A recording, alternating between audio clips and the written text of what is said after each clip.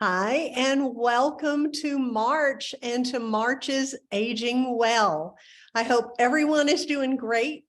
You know, Mother Nature's kind of been messing with us a little bit. For those of us in the Winston-Salem area, it's been just warm and t-shirt weather, and now we're back to just a little reminder of winter. But you know what? Spring is just around the corner, so I'm holding out for that. We're so glad you could join us. And as always, thank you so much to Tom Roth with our CTSI, Courtney Hayes with our Wake Forest School of Medicine, and Audrey Bell Farrow with our Stick Center Alzheimer's Disease Research Center. These truly are the brains behind this operation. And so we're so glad, always grateful for them, and so thankful for you. Because again, we wouldn't have anything to do on the second Tuesday of every month at 5:30 if you didn't join us. You know, we've got a great program for you tonight. And so really, without further ado, we're going to get this party started. You know, through the years, I can't believe I can even say that, through the years of Aging Well, we've had several requests for either international food and or more vegetarian recipes. And so tonight we thought, hey, we can do both of those at the same time. If around the Winston-Salem area, everyone knows Shireen Goma. She is the founder and chef of Delicious by Shireen. And so tonight she is going to share with us two amazing recipes. So I'm going to just sit back and let Shireen go with it, because y'all know I'm not a cook. Hi everyone, my name is Shireen, and I am the founder of Delicious by Shireen, a catering business, a catering company to help and support refugee women in our community. We are specialized in Middle Eastern cuisine, and we are offer like vegan, gluten-free, and variety of options for people to eat healthy and being well all the time. And thank you so much, Deb, for interviewing me. I'm happy to show you some of our healthy recipe for Aging Well program. So today we will start doing hummus from scratch. And for our hummus, we use garbanzo bean and salt and some garlic and cumin. And it's a very easy recipe to do it at home and enjoying the whole week. You can prepare it and just put it in the refrigerator, and it will be good for a week. And you can eat it with like pita chips, or you can eat it with celery or carrot or any vegetable you would like. And we will start doing the recipe now. For today, for example, I'm using garbanzo beans. It's already in a can, and it's ready to go. It's tender and it's very soft. You can purchase this from Walmart International section, or Harris Teeter, or Arabic store, Indian store, any Mexican store. It will be available for you. You can use a can of small can of just a pound or so, and or 10 ounce or something. It's variety when you get it, different sizes, and it will be easy for you to prepare it, and it will be ready to go. So for today, the ingredients will be garbanzo beans. It's already cooked, ready to use, and we use cumin, we use salt, and we use few cloves of garlic. And also we use olive oil and paprika for garnish, and I will show you how we do it. So first, you need a blender or food processor to mix all the ingredients together, and 4 cloves of garlic. You're just gonna drop it here. And I cut it into a few pieces, small pieces, so it will be mixing well, and it will be getting all the flavor out. So 3 or 4, it's depend on how much you want it to be garlicky, or you can use just 2 or 3. You can use a whole head of garlic, depending on how you want it. So I put the garlic here, minced the garlic into a few pieces and put it in the blender. Then I will use the garbanzo beans, and I'm not gonna drain it. I will keep the water, so I will use it for mixing. Instead of using just regular water, I will use this. It has more flavor and it has like the texture you need to blend everything together. So after I put the garlic and put it in the blender, I will get like 2 spoons or 3, like the whole can. If you have a whole can, you can use the whole can, you can use some of it, like whatever you would like for the quantity you need. And I will put some cumin, like 1 teaspoon. And also all of that is depending on the like the quantity. Like if you want to use more quantities, you add more cumin, add more garlic to it. So you decide depending on how many you would like to have. And so we did cumin, and we will put some salt just for taste. And we will add some of the olive oil, extra virgin olive oil. This will give it creaminess to it. It will make it like the texture will be more creamy, more flavor. And also it's healthy, because olive oil, as everyone knows, it has a lot of benefit for your body, for your blood, for like your health. Then you will blend everything. So you blend it well until it's creamy. And as there is an ingredients, so it's liquidy right now. So the ingredients will get all the ingredients together. It will be sesame based. We call it tahina. It's like sesame based, and it has oil on it. It has so much flavor, and this will bring everything together and make it smooth and make it like very tasty. So tahini is the main ingredients for the garbanzo beans, because it's make it like give flavor and also mix everything, get everything along together. So we will add that, and it's like as you see, it's very liquidy. And don't afraid to put more, a lot, because this is the one it make it like white. Your hummus will be white and also more flavorful. So we added the tahini, and also one of the ingredients I love to use, not a lot of people use, is yogurt. Yogurt is like very, very healthy to your body, and also has a lot of calcium, and this will make it more creamy. It will give more creaminess to it, and it will get the texture you want, the flavor you want.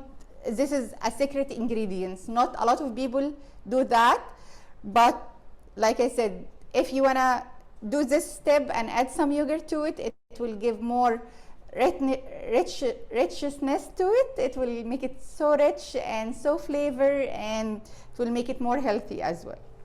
So for me, I will add like half a cup or a cup, like depending on the quantity you prepare, you add as much as you want. And we will give it a mix again with all ingredients, and you mix until all the ingredients come together, and you will see it like I will show you how it's turning very smooth and creamy and like rich in flavor.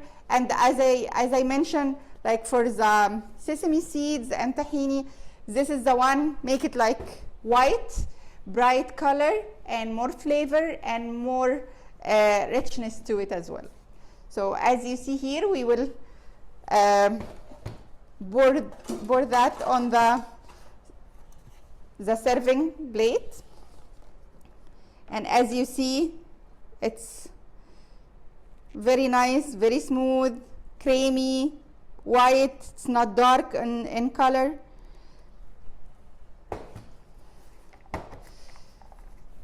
Like as you see here. And for the last touch, we will add some olive oil for your health to keep it like this part. You do it like for garnish, and also to, if you want to keep it for a week or so, the olive oil will keep it like moist. It's not going to be dry in the refrigerator.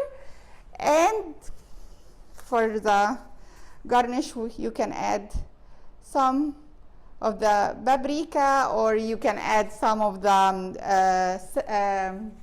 parsley or cilantro. So like, it's a preference if you would like to add lemon juice when you blend it, or you can add it in the top after you finish it. So to finish our like beautiful hummus, we will add like some drop of lemon juice, and you can mix it together to add this beautiful flavor, and your hummus will be done to enjoy and eat and have it. Like we said, we serve it with pita chips, or you can have it with celery, carrot, you can have it with some tomato, and hope you will enjoy it. So now we will do the second dish. It's the salad, fattoush salad. It's mainly like Middle Eastern salad. They can have it every day with any dish. I will show you how we make it. So you can use either romaine lettuce or iceberg lettuce, whatever it's you have in your refrigerator. And we will start cutting it. Like I said, you can use whatever it's in your refrigerator, like romaine lettuce or iceberg lettuce. And we will start cut it, shred it into a small pieces, and put it here on the serving bowl. So like, just cut it like small pieces like that, so it will be easy for you to eat with the fork. It's not gonna be like big chunky like leaves. Then we will have the cucumber, and for the cucumber, you have, if you don't want to eat the skin, you can peel it, but it's better to have it with the skin, because it has more fiber, and it has more nutrition for your health and for your body. So I cut the cucumber into half. Then I will do it like in 3 lines like that, and I will start cut it into small cube. And we will do the tomato. You can use any kind of tomato. You can use plum tomato. You can use the tomato in the vine. You can use any tomato you would like. And the same thing, I will cut it into half. Then I will cut it into 3 parts like that, and turn it and cut it like that. So as you see, and put it in the top. And for this salad, you can do it for 2 days, like it for the but don't do the dressing on it. Just do the dressing before you eat. So this way you will keep it fresh in your refrigerator, because if you put the dress on it, the salt and different things, it will make it wilted, and it's not going to be as fresh as you want it to be. So we did the salad here, like the lettuce, cucumber, and tomato. Then we will do the green onion. So we clean the top, and we will use the white part as well. And you start cut it into small pieces, and just put it in the top of your salad. So it's very simple, very simple salad, and also it's very tasty. because I will show you now how we will do the dressing for it. I have the dressing here. I made it ahead of time. I will show you the ingredients for it. So the main ingredients for the salad, for any salad, is olive oil. Olive oil, like it's extra virgin olive oil. It's very, very good for your health. We will have some garlic, minced garlic. We will use fine salt and lemon juice. Okay, and the main ingredients to it, this is called like pomegranate sauce. Pomegranate sauce, it's sweet and sour, and this bottle you can get it from Arabic store, Indian store, and Greek store. It's like you can add it to your salad. Like I said, it's very, very tasty, and it will make your salad very unique and tasty, and like gives this sweetness to it with the lemon juice, with the salt, with all of that. And also we to it to our dressing. So after we did our salad, we just gonna drizzle. Just before you eat, we will drizzle some of that on the top, and we will mix it. So all this flavor will come together. Hope you will enjoy it. You have a beautiful salad here. You will eat, very healthy, very light as well, because we didn't do it with any heavy dressing. It's just olive oil and some other flavor. And I hope you will enjoy it and try it at your home, and let me know what do you think. Thank you so much for watching, and I hope you will be healthy and you will be happy, and thank you so much for watching. Have a great day.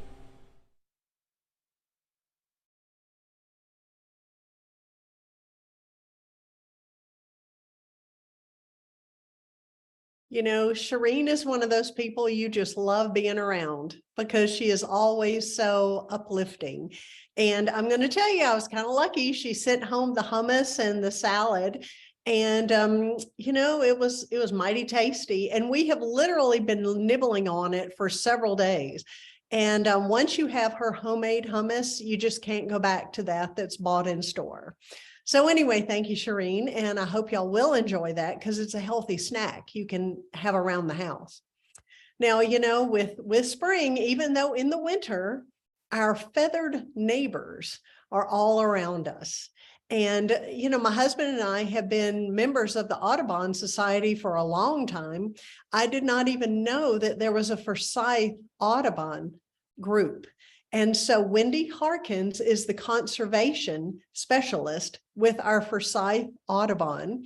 And I thought, what better for spring being right around the corner is for us to hear from Wendy about all the ways that we can get involved to really enjoy and learn how to protect our feathered neighbors. So Wendy, tell us more. Thanks, Deb. It's great to be a part of AgingWell. And I'm Wendy Hawkins from Forsyth Audubon here in Winston-Salem, North Carolina. And I tell you, birds are such an exciting animal that so many people can relate to. And I'm really happy to be sharing this with everybody I come in contact with. So one cool thing about the Audubon Society, it's a national organization, and there are chapters all over the country and all over the world. So it's easy to go on the website and look up your location and see the Audubon chapter nearest you. If you are a member of National Audubon and you're not sure where your closest chapter is, you can easily find that online. And like here in Forsyth County, if you're a member of National Audubon Society, you're automatically, whether you know it or not, a member of Forsyth Audubon. So if you're in the area, please feel free to come check us out at forsythaudubon.org. And we offer 2 monthly bird walks and year-round, and we also have monthly chapter meetings that are September through May, I believe. All of that information and our calendars on our website. We have other like weekend trips that are a little bit longer, but all of our monthly chapter meetings and our weekly bird walks, monthly bird walks, are all free. And you don't even have to be a member in order to come. We invite everyone to come. We also have been working to be really intentional about including people that may not normally get to go on a bird walk very easily. One thing we do at all our bird walks is we bring extra binoculars. So don't worry if you don't have binoculars, it's okay. And you don't have to already be a birder, so to speak, in order to attend. We are so happy to have people that have like never seen a cardinal or know what it is. We're happy to share the love of every kind of bird with every kind of person. And one cool program that we are connected with is Birdability. We partner with birdability.org, and in order to make places for people that may not be able to have a lot of mobility, if you have a wheelchair or you just are unable to walk very far or not on an incline, you know, whatever the conditions are, making things available to people. We want to make sure everybody has a chance to be able to enjoy birds because they're so amazing and wonderful, and they're so therapeutic for all of us. No matter what we're going through, it's so nice to de-stress with birds. So we partner with Birdability in order to make sure that we're assessing places and letting our lawmakers know and our city planners know that, hey, you know what, we could use a better access here. And we've done that. And it's really exciting to see that work come together and actually make it more accessible for people, whether they have mental impairments or physical impairments. It makes birding accessible for everybody, and we're really excited about that. We do educational programs. If you have a group that you would like us to come and talk to, whether it's a classroom or a church group or any kind of a group that they want to learn more about birds or any of our particular programs or initiatives, we are so happy to, for free, come and tell you all about it. We're happy to schedule those kind of events. You'll find us at a lot of festivals. We do have tables there, and we're always looking for volunteers. And, you know, no matter what your energy level is or ability that you feel that you know anything about birds, it doesn't even matter. If you can enjoy your time with birds at all, then feel free to look at the volunteer opportunities that we have, because we would certainly love to engage you. We also have outings, like I mentioned, that are like longer trips and weekends, and those usually have some cost to them, but they will all be on our calendar, and everybody's invited to come to those. We have scholarships available also if people want to participate in an activity but they may not have the funds to do so. We have a scholarship program for that. We have board positions if anybody's interested in some of the initiatives that we help do here locally that's part of National Audubon. We have native plant initiatives, so we're trying to help create habitat that is healthy for birds, that helps them sustainably survive for the foreseeable and beyond future. So native plants help provide the habitat that birds need in order to thrive. So, like, what I always tell people is that, what if you went to a house that only had furniture and no food? How long could you live there without needing to bring in a food source?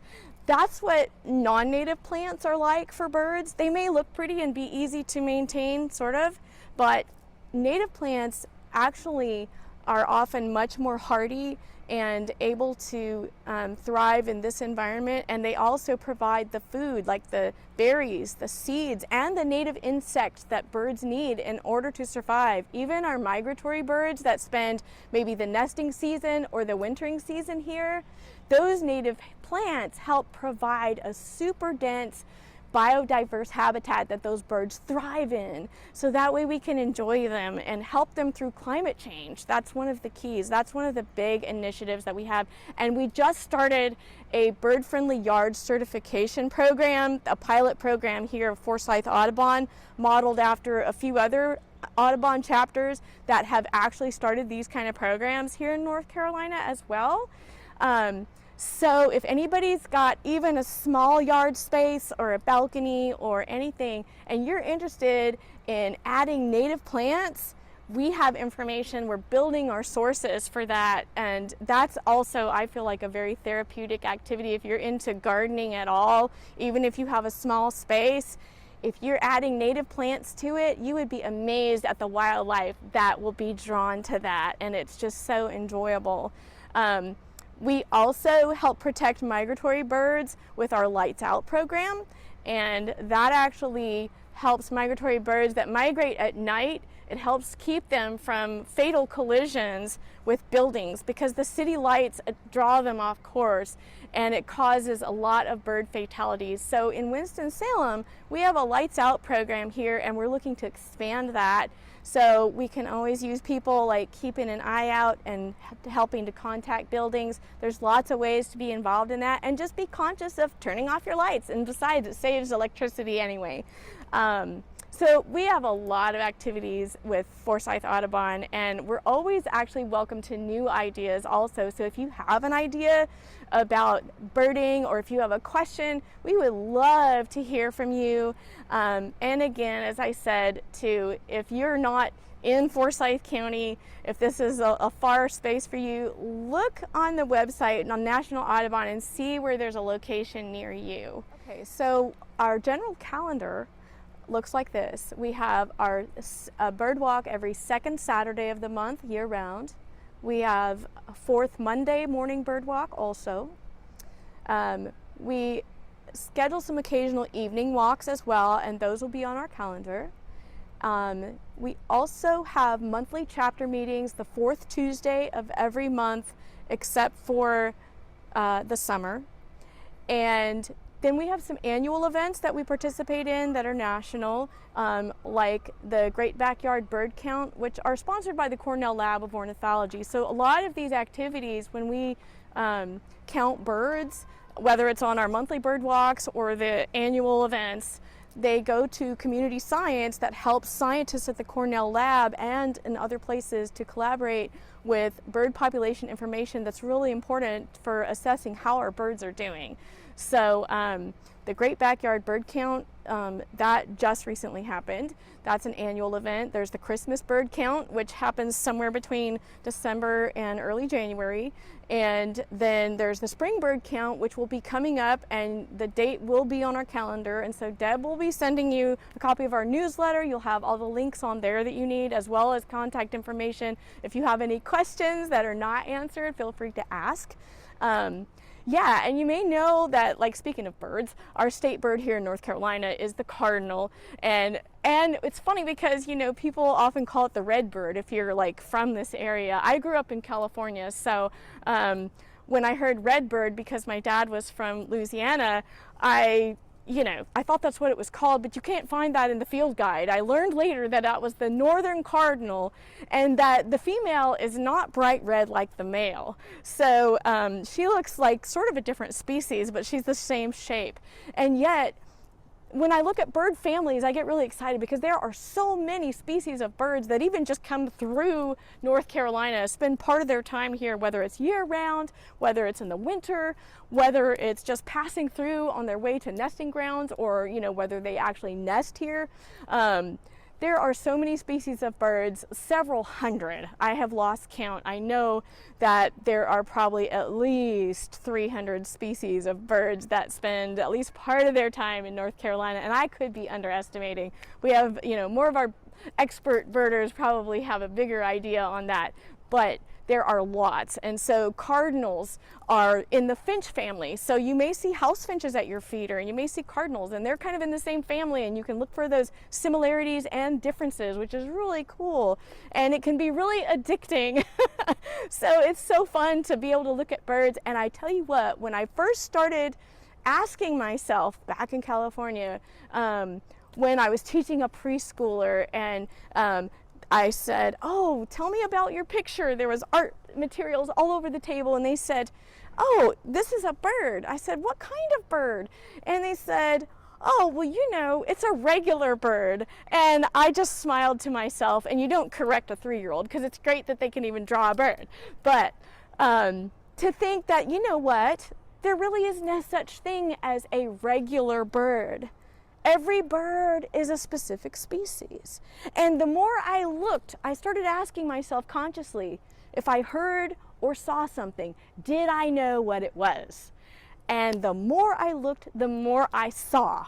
And I got addicted to trying to find out every kind of bird I heard and saw. And next thing I knew, I had, a life list going, and now I've exceeded, I think, like 220 something species of birds that I've seen somewhere in my life across the US, and certainly have added to my list here in North Carolina. Even places like our local Salem Lake. I think one winter with the wintering ducks, I must have added like 15 new species of ducks that I had never seen before, because now I was looking and paying attention, and like I said, the more I looked, the more I saw, and it is just so much fun to learn about birds. And then that got me interested in projects to help conserve their habitat.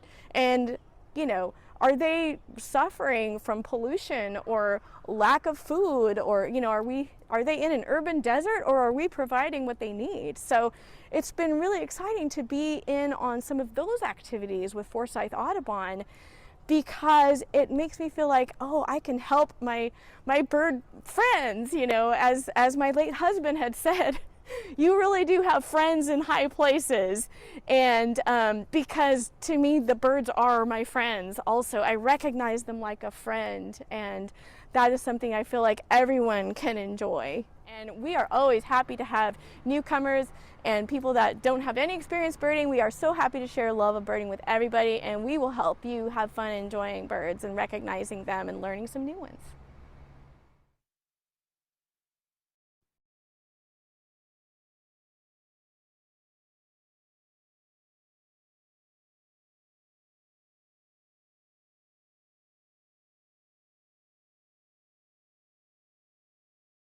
Thank you, Wendy. It was so fun. You can see she has a lot of energy and a lot of excitement about birding. So thank you, Wendy, for sharing that. And I can tell you, I, for one, want to get involved. So now for our educational speaker tonight, I am thrilled that Dr. Amber Brooks is able to join us. She is one of our favorite speakers, very high demand. So we're tickled to death that she could join us. She is an associate professor at the Wake Forest School of Medicine, and she's an anesthesiologist with Atrium Health, Wake Forest Baptist. She's going to be talking to us about the pain or how to beat the pain of aging. And so I'm just tickled to death to hear her. So I'm going to turn it over to Dr. Brooks. Thank you. Thank you, Deb, for the kind introduction. Thumbs up if everyone can hear me, please. Yes. Oh, excellent. Excellent. Let me go ahead and share my slides with you all.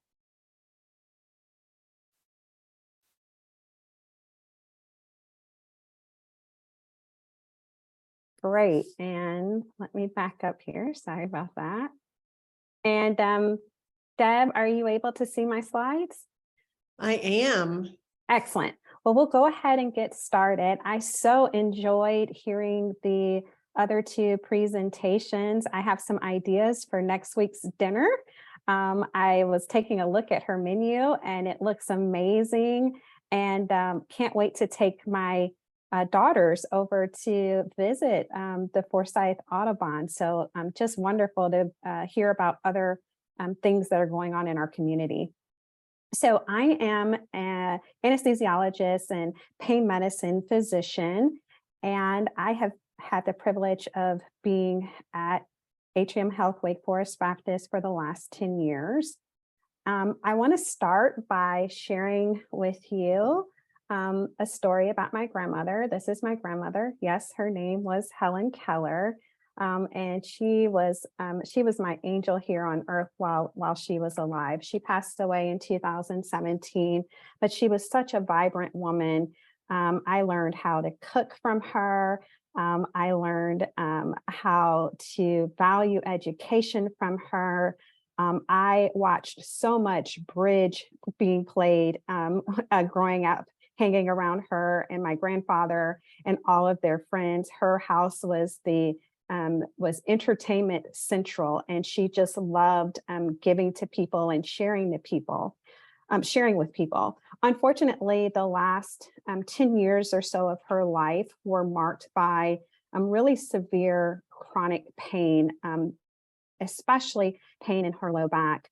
And I really at times felt helpless. Here I was, the only physician in the family who had expertise in pain management, additional training in pain management, and really felt helpless that I couldn't help my own grandmother. And so that really, that combined with the prescription opioid epidemic in early 2014, 2015, really caused me to pivot and shift my focus. And so I spent a fair amount of time in my clinical research studying ways to improve the management of chronic pain in older adults, or as I tell my patients, the mature population.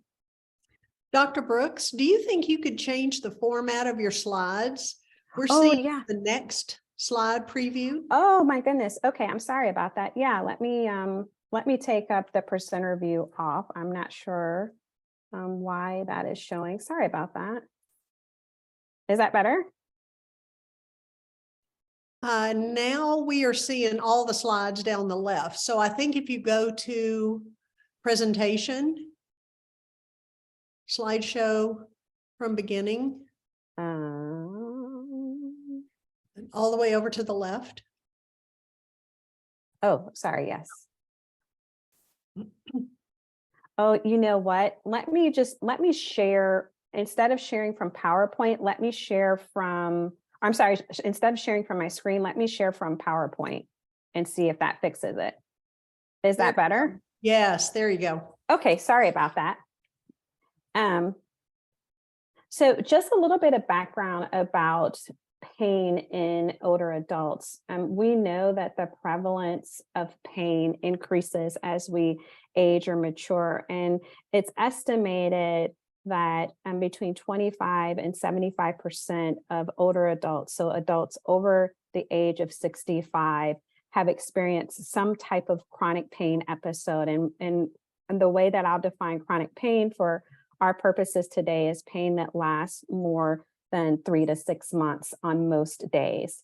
We know that the prevalence increases for those who are unfortunately in nursing home settings or residential care settings. We know that in those settings, pain tends to be underdiagnosed and undertreated. And in older adults, the most common sites of pain are the back, knee, and hip. So pain is really complex, and what makes it so complex is in part due to the fact that pain is a very personal experience. My 10 out of 10 pain on a numeric rating scale isn't Deb's 10 out of 10 pain, and so it's a very personal experience. And we honestly don't have great ways to measure that experience. In addition, pain, especially uncontrolled pain, is intricately connected to mood and also to sleep. So we know that if you're not sleeping well, if your mood is depressed, that your pain will be that much harder to control. And in the chronic pain population, we know that 50% of people have some diagnosed mental illness, whether that be depression, anxiety, opioid use disorder, or substance use disorder. So all of those things make dealing with pain and treating pain very challenging. And those challenges are multiplied in the mature or older adult population. We know that as we age, our organs sometimes don't work the way that they used to. And so that makes some medications like ibuprofen or naproxen unsafe to take in the setting of things like, say, chronic kidney disease. We know that in older adults, they're oftentimes on more medications that may interact with commonly prescribed pain medications, even over-the-counter pain medications. And again, in older adult population, pain is often underreported, underdiagnosed, and undertreated. So I loved hearing Wendy talk about moving your body, taking those walks, going on those walks to see the birds, the accommodations that the Forsyth Audubon Society was making to accommodate people with different abilities. That is one of the areas that I'm very passionate about, where my research is focused on, and that is maintaining or even improving our physical function as we age. I really believe that medicine is its own type of or movement is its own type of medicine.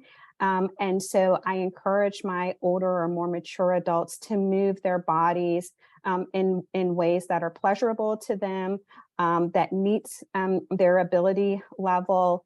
And I encourage them to do that at least hourly. So even if it's just standing from a sitting position at least 10 minutes every hour while you're awake, that can go a long way in breaking up long bouts of sedentary behavior. Unfortunately, we have all become more sedentary during the pandemic, and now this area, and now during this time post pandemic. And so we've got to retrain our minds and our bodies to move.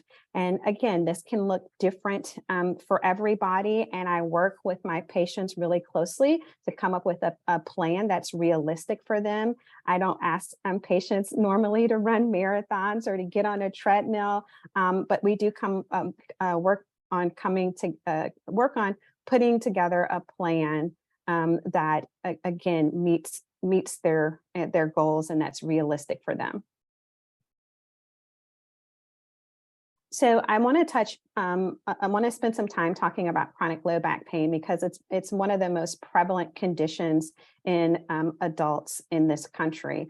Almost 40% of adults have chronic low back pain in this country, and low back pain is the leading cause of disability and loss of work in the United States. And there are a variety of areas in your back that can be responsible for pain. And sometimes it can be challenging to tease out what is the actual source of pain, because sometimes objective measures like MRI or X-ray don't necessarily always correlate to symptoms. So you can have sprains or strains in the muscles in the back. You can have issues in the disc of the back. Oftentimes, as we mature or age, we oftentimes will actually lose height because we lose that cushion in between the bones of the back. That disc material will become smushed down over time, and we refer to that as degenerative disc disease. You can have a herniated disc, and if that disc touches on a nerve, that can cause sciatica type pain, that sharp shooting stabbing pain that goes down the leg. And then the last issue that I will raise that's a common problem in the low back as we age or mature is spinal stenosis, or narrowing around the spinal cord. As we age or mature, we are more prone to compression fractures in the back, especially postmenopausal women over the age of 55. And these compression fractures don't necessarily have to be associated with trauma. In fact, in older adults, it can happen from simply moving from a sitting to standing position in the setting of some of these risk factors. So history of cancer, especially cancer that has spread to the bones, a diagnosis of osteoporosis or osteopenia. As some of us age, we will get some curvature, overpronounced curvature in our low back called kyphosis, and that puts us at risk for these types of compression fractures in the back. And then a loss of 2 or more inches in height as we age is another risk factor for a compression fracture. And then finally, those of us who are on chronic steroid therapy for conditions like inflammatory diseases, and I'm thinking things like rheumatoid arthritis, lupus, for example. Oftentimes people are on chronic steroids, months to years, to control some of the symptoms related to those inflammatory diseases. But the risk of being on that long-term steroid therapy can be the development of compression fractures, unfortunately. So in my practice at Wake Forest, we use a variety of different ways in combination called multimodal pain management to address a variety of different pain conditions, whether that's acute pain or chronic pain. So we'll use a combination of treatments in terms of medications, combined with physical therapy or exercises or stretches. Because again, especially in older adults, as much as we're concerned about controlling and improving the pain experience, we also want to make sure that we're maintaining physical function, or better yet, improving it over time. And when I refer to physical function, I just mean our ability to move our body. We use a variety of different injections and minimally invasive procedures in the pain clinics associated with Atrium Health Wake Forest Baptist to address pain. And then lastly, we incorporate, when appropriate, non-pharmacological or non-medication treatment options like mindfulness meditation, acupuncture. Massage therapy can be very useful for pain that initiates from the muscle, and even music therapy. So I usually tell patients who have chronic pain that it's unlikely that we're going to address their pain with any one medication or any one modality, but instead we use this comprehensive approach to try to better manage and address the pain. So this is the part of the talk where I get really excited because there's so much innovation going on in this space with regards to advancing our knowledge around more effective treatments for chronic pain. And I'm so excited to share some of these opportunities with you. So I want to start by saying that, when we typically think about the prescription opioid epidemic, we may conjure up a picture in our minds, and maybe it's of a person who is young. But I want to bring your attention to the growing epidemic in the older adult population. So we know that the number of people over the age of 50 and older who have a substance use disorder was projected to reach almost 6 million. And that was 3 years ago in the middle of the pandemic. And we know that since then that those numbers have actually increased. We also know that among adults 65 and older, the opioid-related overdose death rate has increased dramatically. And so we are very cognizant of that fact. In fact, the federal government is very aware of this growing risk, this vulnerable population, older adults who may be just as vulnerable to the risk and downsides of opioid medications. I want to preface this by saying that in my practice, I get asked this a lot. Do I prescribe opioid medications? Yes. Do I prescribe as many opioid medications as I did, say, 10 years ago? Absolutely not. We have learned a lot about opioid prescribing and really take a lot of care in my practice to carefully weigh the risk and benefits to make sure that we're following practice, evidence-based practice guidelines to make sure that, number one, we're treating you safely, and number two, we're coming up with a comprehensive holistic pain treatment plan.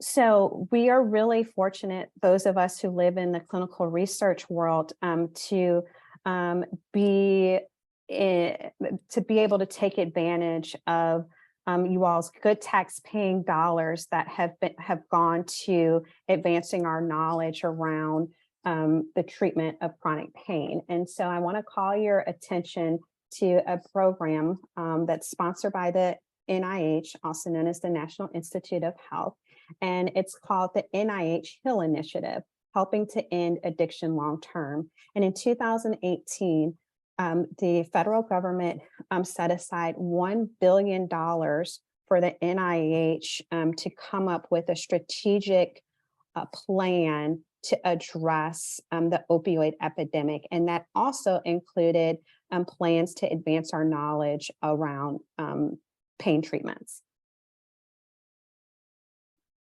So I want to talk to you about one particular study that I have the awesome privilege of being involved in at Wake Forest. And that's a study that's associated with the NIH Back Pain Research Consortium, and we call it BACPAC for short. And it's a component of the NIH HEAL Initiative.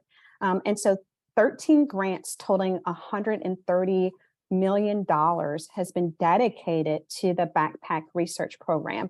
And Atrium Health Wake Forest Baptist is one of the 12 sites for one of the studies associated with the the BACPAC consortium that I'm going to talk to you about in just a minute. And it's called the BEST trial. And I have the privilege of serving as one of the site principal investigators for this really important study. So what does BEST stand for? It stands for Biomarkers for Evaluating Spine Treatments. And here's the information listed, the website information listed on the slide, and for those of you who are interested in learning more. So the BEST clinical trial is looking at ways to improve the treatment of low back pain. We know that there are a variety of different treatments for chronic low back pain, but we don't yet know who will respond best to what treatment. So this study is really unique in that it's studying 4 evidence-based treatments. The first, called acceptance and commitment therapy. Again, the way pain initiates in the brain and the way that we process our pain experience is different for everyone. And so part of a comprehensive treatment plan needs to address the way that we process and experience pain. And that's called acceptance and commitment therapy. There's also a medication arm in this study called duloxetine, also known by its trade name of Cymbalta. There's the third arm is enhanced self-care. And so it includes some of the things that a lot of people do on their own to treat their chronic low back pain at home. And so it's an arm aimed at giving people tools to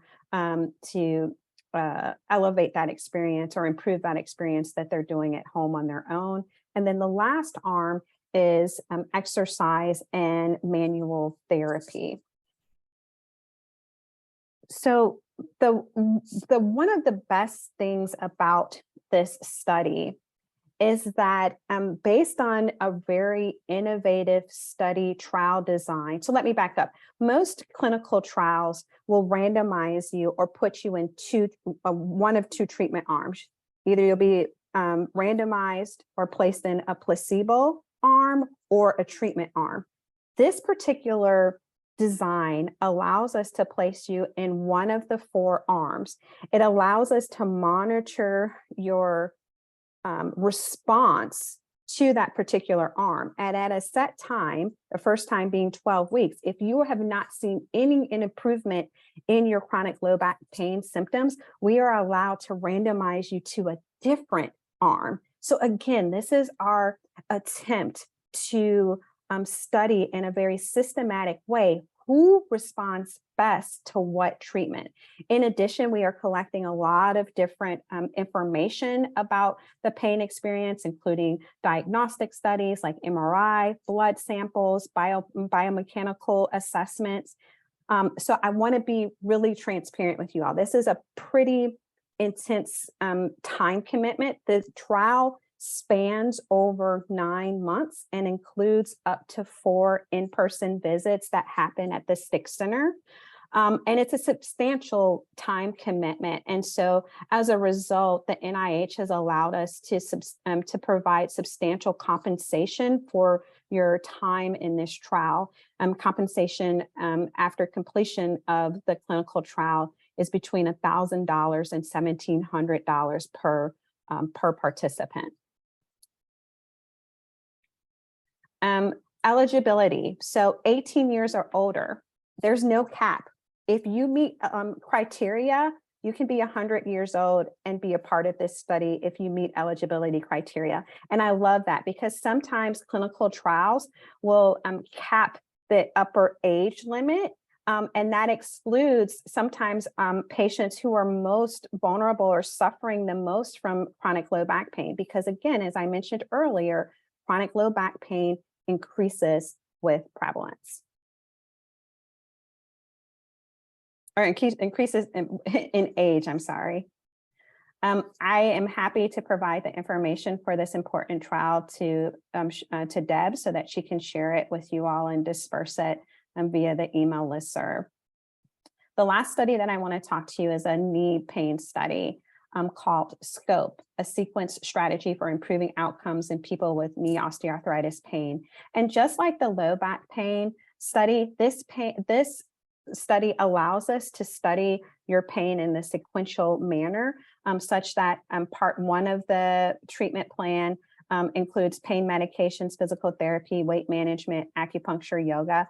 And if you don't respond appropriately, then we move to more invasive procedures that involve injections to try to address the pain. Again, no upper age limit for eligibility, just have to be older than 18, must have a diagnosis of knee osteoarthritis in at least one of your knees and experience pain in that knee for most days in the past 3 months. So I think I finished just in time. I am so excited to hear your comments or to take your questions, and just really appreciative of this opportunity to talk to you about chronic pain. And we just want to remind people, please put your questions in the chat so that we can get them over to Dr. Brooks.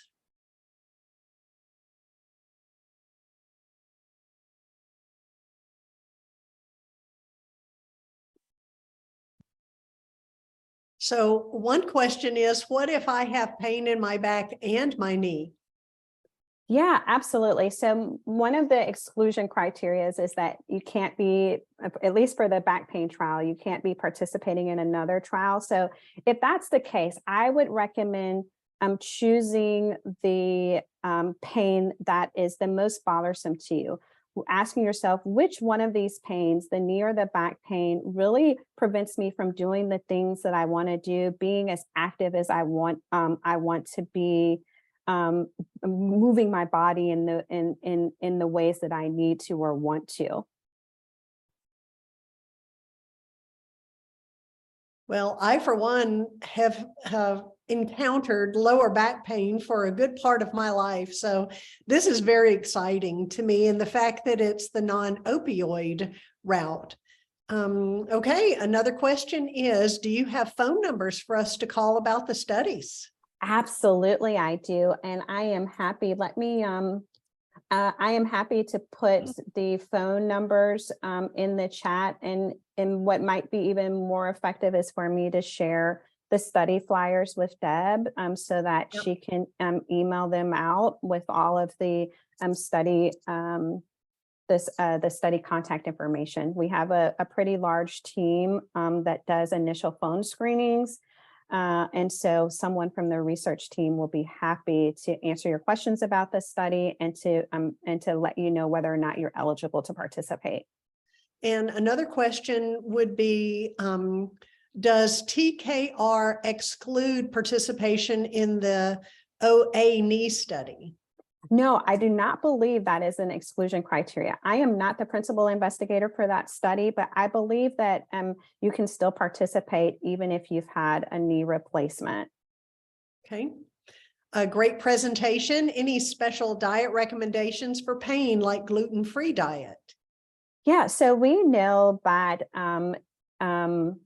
high diets that are associated with high fat, or that foods that are associated with producing inflammation in the body can be detrimental to the chronic pain experience. I am not familiar with the literature around a gluten-free diet, but there are some supplements that promote that are designed to lower inflammation states in the body that can be very useful for treating chronic pain. For knee pain, for example, I'm thinking things like chondroitin supplement, glucosamine supplement. Those are associated with building up cartilage and decreasing inflammation in the knee, and those are over-the-counter supplements. Would always highly recommend that if you're considering a supplement, that to please discuss that with your physician who's in charge of your care. Dr. Brooks, will you be able to share copies of your slides with me, and I'd be able to share with our participants so they'll get that in the follow-up? Absolutely. Because that has your contact information too for the studies. Absolutely. Perfect. Well, I cannot thank you enough for sharing this information, especially my favorite part is the non-opioid part. It's just become such an epidemic in our world. So I'm just grateful to have you as one of the heroes looking for solutions that are non-opioid. And we want to thank everyone for joining us, and please make a date. Be back here, same time, same channel on April 11th for the April Aging Well. And until then, stay safe, have fun. Let's go bird watching.